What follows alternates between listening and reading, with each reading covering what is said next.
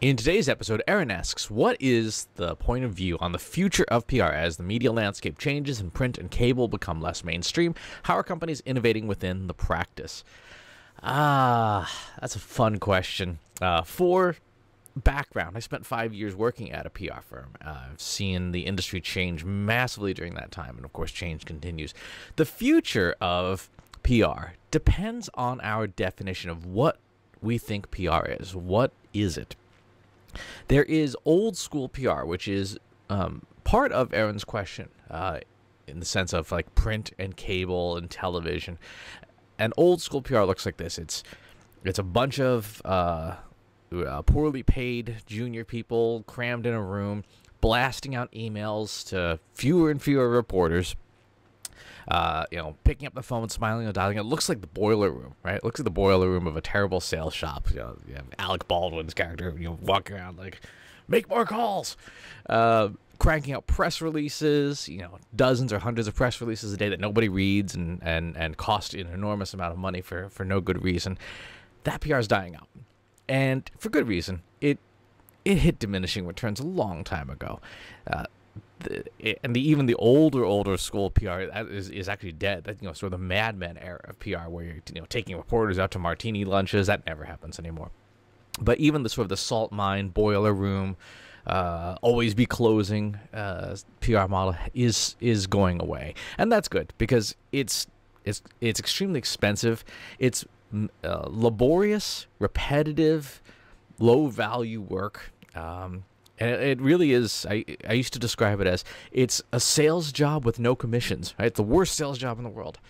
Now, if we define PR as the controlling of attention, the direction of attention, then PR is timeless. It's not going to change, right? And it won't change because attention is the most scarce thing in the world right now.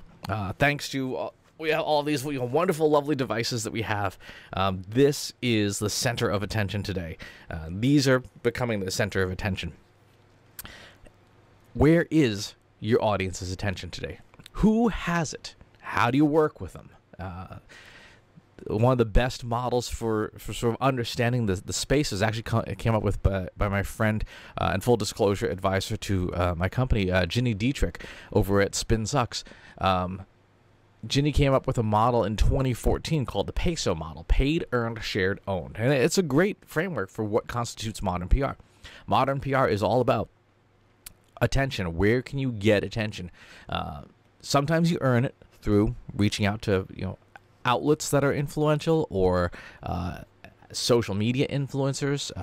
So that's where kind of that shared comes in, is the social media side of things.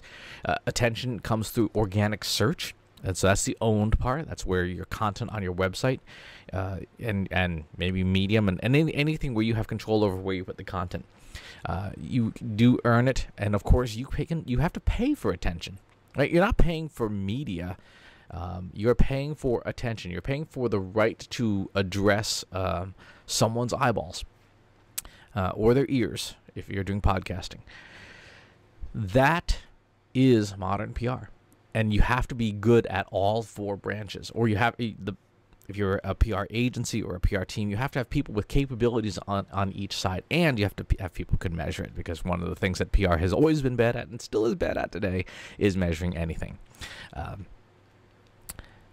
Now, here's a change that I think is different and worth contemplating. In the old days, PR professionals were, the man behind the curtain, secretly networking their client with the reporter, and the PR person was never really the star of the show. Today, attention is so scarce and so valuable that PR professionals are starting to change their view on the impact of attention. And what I mean by this is that your average PR professional has a super short lifespan in any given agency, 12 to 18 months, then they flip and go to a different agency and things like that. Or they burn out, or they go in-house or something like that. Because it's old school PR, which a lot of companies still do, is very much that boiler room. It's a sales job with no sales commissions. That will burn you out super fast because it's not fun. And so PR professionals, the forward-thinking ones, are building their own brands. They're building their personal brands. They're building communities that they can reuse. They are, I don't like using the word, but it is accurate in this case, they are becoming influencers in their own right, in a specialization, in a space. They know who's who, and they have relationships with who's who, and they can persuade people that they know to help them garner and direct attention. That is the definition of PR. And the same is true for intelligent progressive agencies. If they're thinking ahead, which many are not, but the best ones are building their own mailing lists, building their own private communities on an ongoing basis. Not, oh, our client has this campaign, we need to throw a dinner, hit the list, go into the database and pull out a bunch of names. That's old school. That's not furthering a relationship. The most progressive agencies have a Discord channel or a Slack channel or a mailing list or a private discussion forum or a private Facebook group, and are building that relationship with their most influential message spreaders, providing them value, giving all the time, so that they have a well they can tap into when they need it. When they have a big promotion or a big campaign or something, they can go and say, hey, folks, we've been doing all this stuff for you and giving you value over the last weeks or months. We have an ask, right? They give in order to earn the right to ask. Now, it is a lot of work. Believe me, as someone who helps run a large Slack community, it takes a long time to build those relationships. It is a lot of work. But when you do, if you do it well, there's nothing like it, because as long as your gives outweigh your asks, and the value of your gives outweigh the value of your asks, you can create massive impact.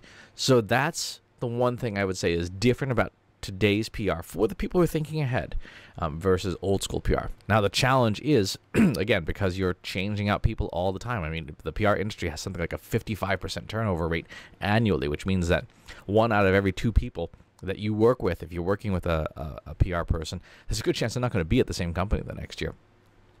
So think about building, no matter whether you're at an agency, whether you're an independent professional, whether you're in-house, think about building those relationships on an ongoing basis, curating a private community in your area of specialization, and then using that as your leverage, as your source of attention to direct it when you need it directed most.